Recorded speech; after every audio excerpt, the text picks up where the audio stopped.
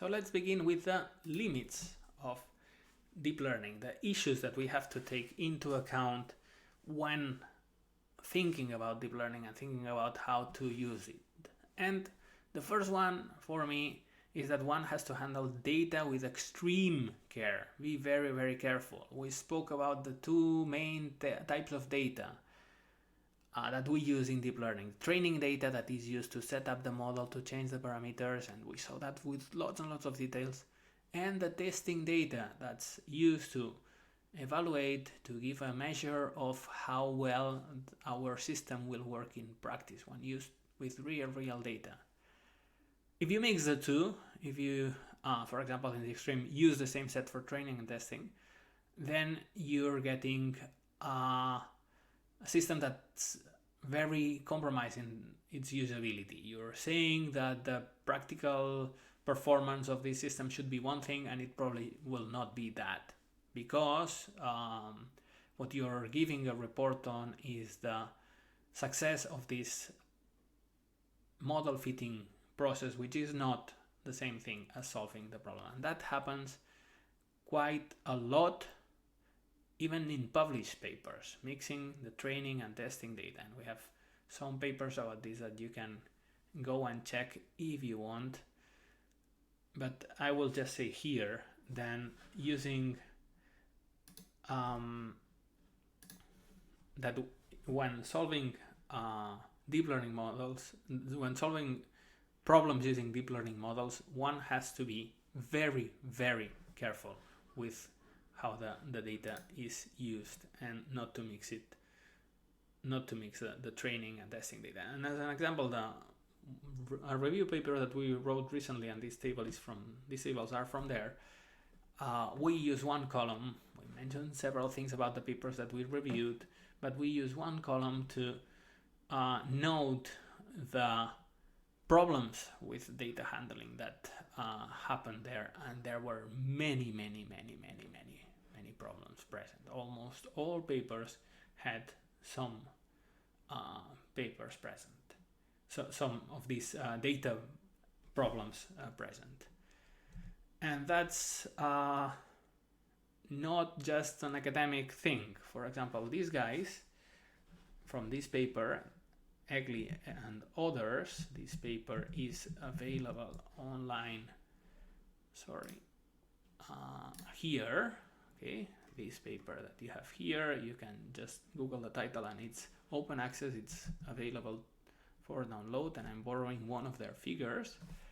These people did a comparison of the training accuracy during all of their training process, and you can see that this training accuracy keeps getting higher, and the variance of it gets getting smaller, okay, until for different sites that they are training, they get these very high, over 90, 93 perhaps, accuracy with very, very, very small variance. But at the same time, they also post the variance, the results for their test site, and those are way more, they have a way higher variance and a lower average. And they also have some outlier cases within their testing site. So this is, I think, a very nice visualization of the training process, where everything is nice, and because we are modifying the parameters by looking at the results, at the correct results that we expect, we can get very high accuracy in our training data. But that, especially if the testing data is independent from it, doesn't mean that we are going to get such good results with the testing data. If our training data is representative enough of the problem and we are working well, the two should be related, but they are not the same thing. Okay? In general, pretty numbers by themselves, especially about the training process, do not mean much, do not mean anything. It's important to evaluate the results of your research in terms of practical use. Will these deep learning networks really be useful for anything? And that depends very much on the quality of the data, how representative the training data is of the real problem, which is something very difficult to measure, and how good your annotations are. One very repeated and very famous phrase in artificial intelligence and in deep learning in particular is that if you have bad data, so garbage in, you're going to get bad results, or results that don't mean anything, garbage out. So using the data in a systematic way and having data that is correctly annotated and that really exemplifies the problem that we want to solve is a major issue towards having deep learning networks that really mean something in practice and are not just used for publishing papers with pretty numbers, which is something that sadly happens quite a lot. Deep learning is very popular. That doesn't mean that everything that is done can be used for anything that we would be interested in as a society.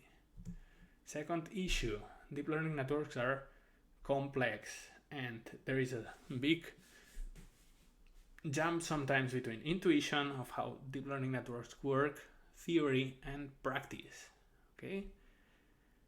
We have been speaking about deep learning networks quite a lot, and we needed to go into the gradients and optimization of multiple variable functions and so on. If you know your high school math and you take some time and study and get used to it, well, the whole thing is not that super difficult.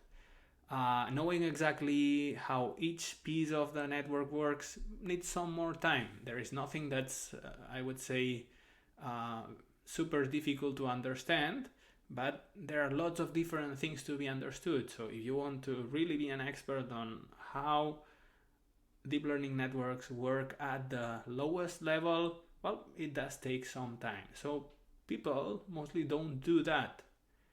They understand a general idea, probably way more general than we have given in this set of videos. They understand deep learning networks mostly as a black box where you give them an input and they give you an output, and use intuitions that are available to work with them and to get their results and their applications. Because of this, if you Google deep learning networks, you will find many of these explanations based on high-level intuitions.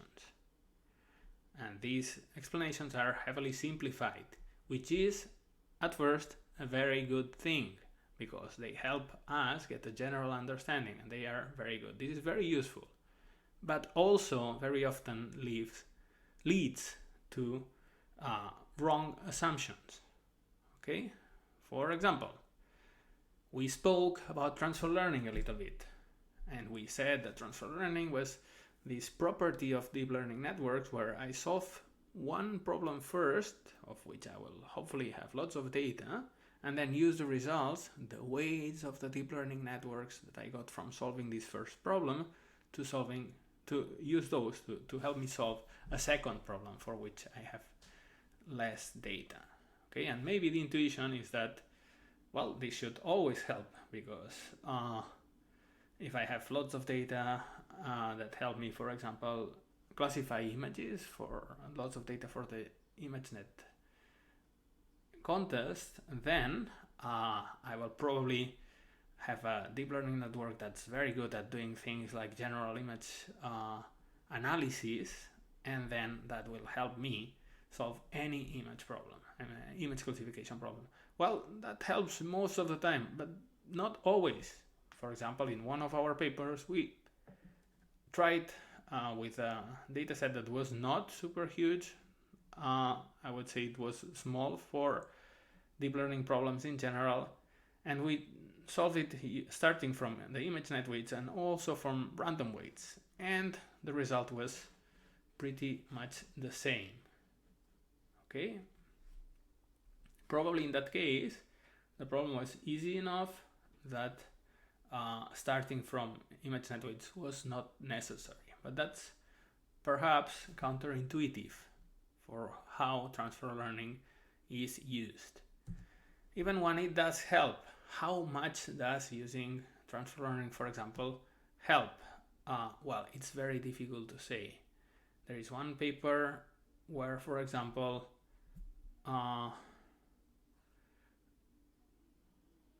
in order to classify trees that had lost their leaves due to an illness, a parasite, they used images of winter mosaics where the same trees had lost leaves because they were deciduous trees, and hoped that that would help them in the classification, and mostly it didn't. Or in another paper, the authors wanted to detect trees, and because the trees were isolated and had a roundish side, they did transfer learning from a data set of balloons, of images of balloons where the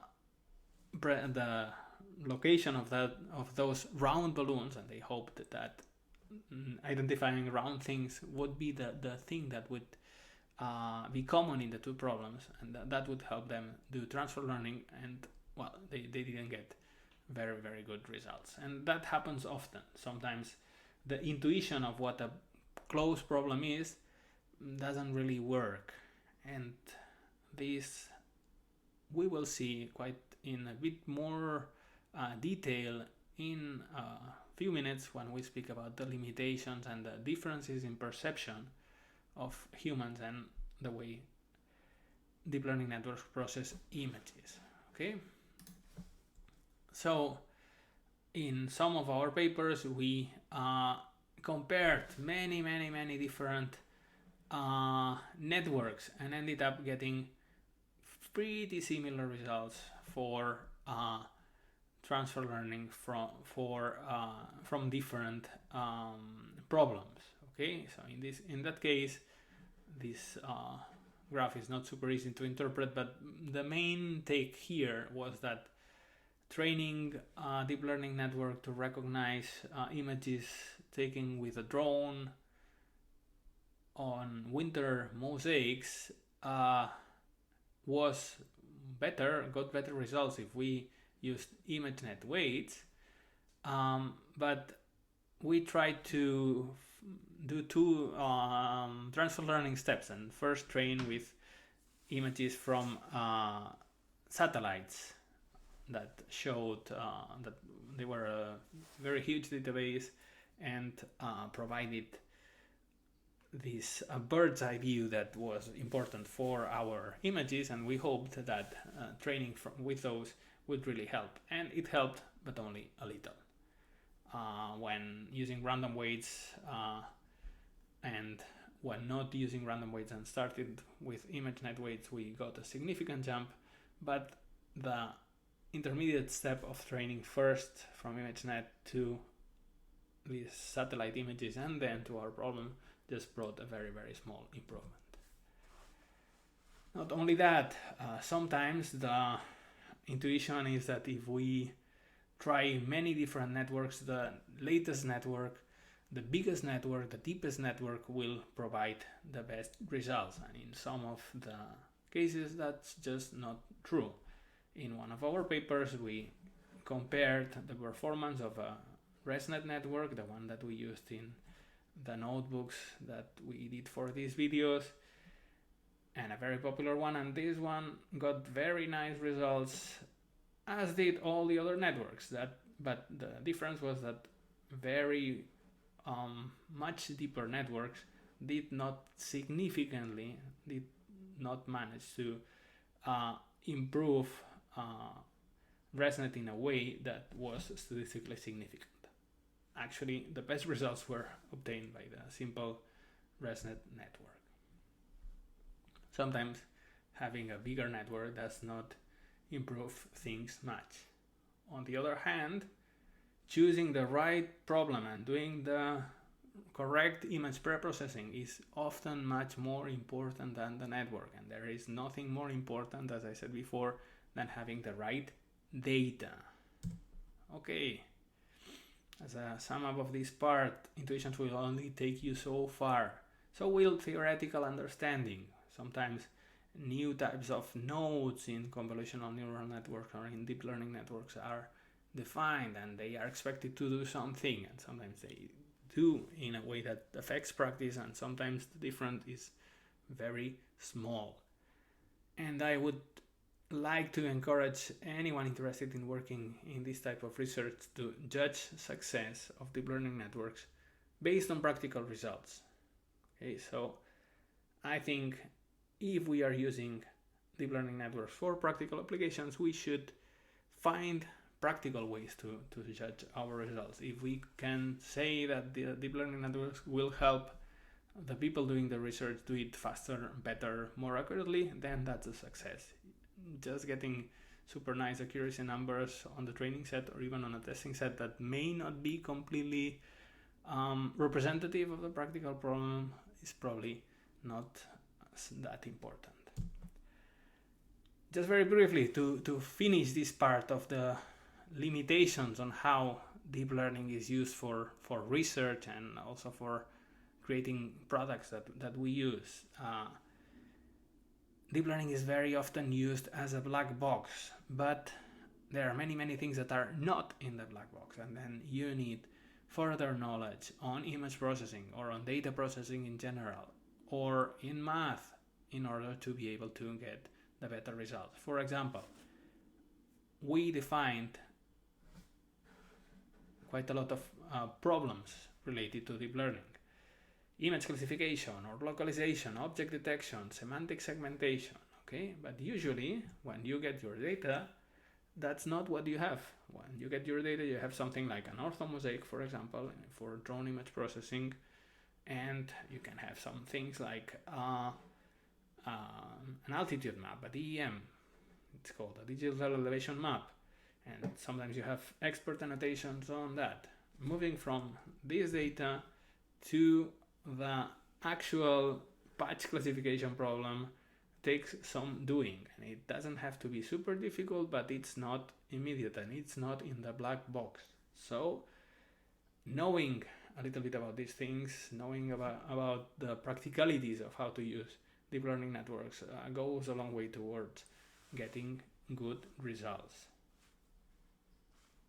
Okay, and that's it for the, let's say, practical issues of how to use deep learning networks. And I hope I have given you, this has been quite detailed, but have given you an intuition that deep learning networks are great, but they are not magic at all, and they have limitations, and sometimes some of the research that's done is not really useful for anything that we would consider practical.